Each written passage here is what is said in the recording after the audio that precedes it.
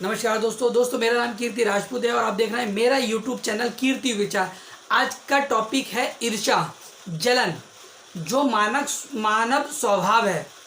हम इसको कैसे दूर कर सकते हैं, ये किन लोगों में होती है और किन लोगों से होती है, इसके बारे में आज बात करने जा रहा हूँ। जी हाँ, ये मेरी आप बीती है, आपके आसपास भी ऐसा बीतता है। ईर्ष्या अधिकतर वो लोग करते हैं जो उनके क्लोज होते हैं, चाहे वो दोस्त हो, भाई हो, रिश्तेदार हो या बहुत क्लोज पड़ोसी हो या पड़ोस, उन लोगों से जलन ही होती है। क्यों?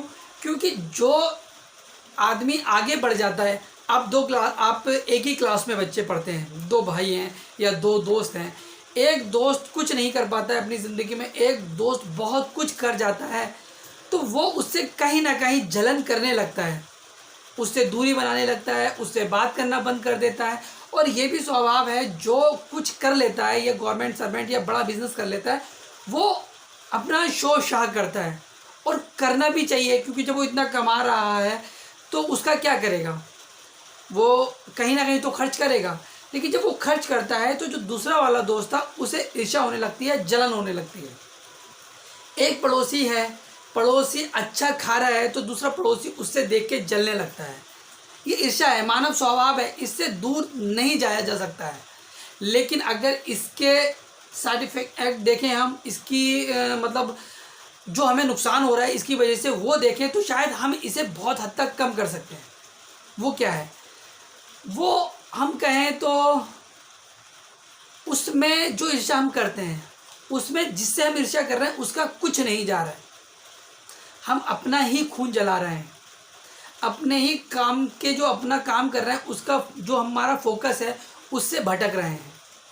हम कहीं ना कहीं डिप्रेशन में जा रहे हैं, हम टेंशन ले रहे हैं, हम टेंशन में जा रहे हैं, उसके कारण हमें बीमारियां हो रही हैं। तो ये हमें सोचो, जो आपके जलने से उसका कुछ नहीं होने वाला, आपके ईर्ष्या करने से उसका कुछ भी बिगड़ने वाला नहीं है। लेकिन अगर आपकी उसकी खुशी में शामिल हो जाएं या उससे बात करें, उससे बोलें, उससे चालें, उसके घर जाएं, तो हो सकता है बहुत हद तक आप जो डिप्रेशन में रहते हैं, टेंशन में रहते हैं, चिंता में रहते हैं, आपको भूख नहीं लगती, खाना सही नहीं लगता, आप अपने काम पे फोकस नहीं कर पा रहे हैं, उससे दूर रह सकते हैं। और आप ये सोचें कि ये इतना पैसा कहाँ से ला रहा है, ये नई गाड़ियाँ खरीद रहा है, नए अच्छे स्कूल में बच्चों को पढ़ा रहा है, और मैं इससे जलूँगा तो वो नीचे आ जाएगा या बर्बाद हो जाएगा। ऐसा बिल्कुल भी नहीं है। ये हमें अपने आप को बताना है, अपने आप को समझाना है, क्योंकि उस चीज़ से, आपके जलन से उसका कोई नुकसान नहीं है, सब अपना ही नुकसान है, आप ही का नुकसान है। उस चीज़ को समझो।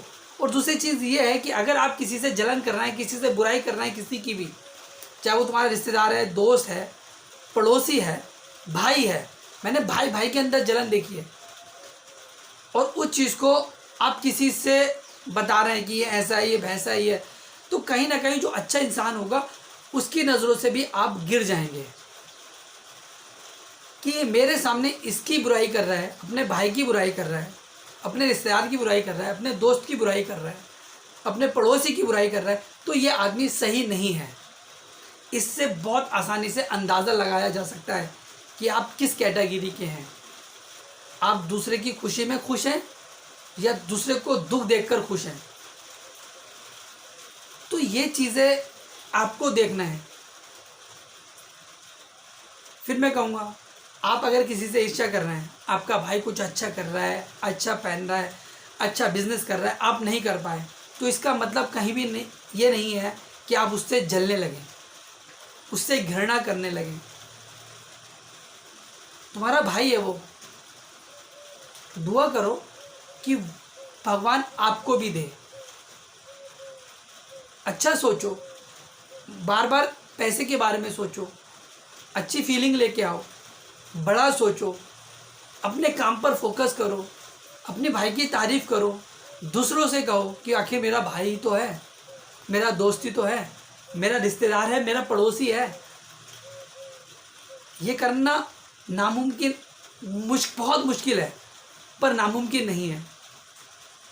तो इसलिए आपको दूसरों की नज़र में अच्छा बनना है, और ताकि लोग ये कहें बहुत अच्छा है वो, या फिर कहूँ कि आपको टेंशन से या डिप्रेशन से या जलन से या अपने काम पे फोकस करना है, तो आप जलन और ईर्ष्या से दूर हो जाएं। हाथ जोड़कर विनती है।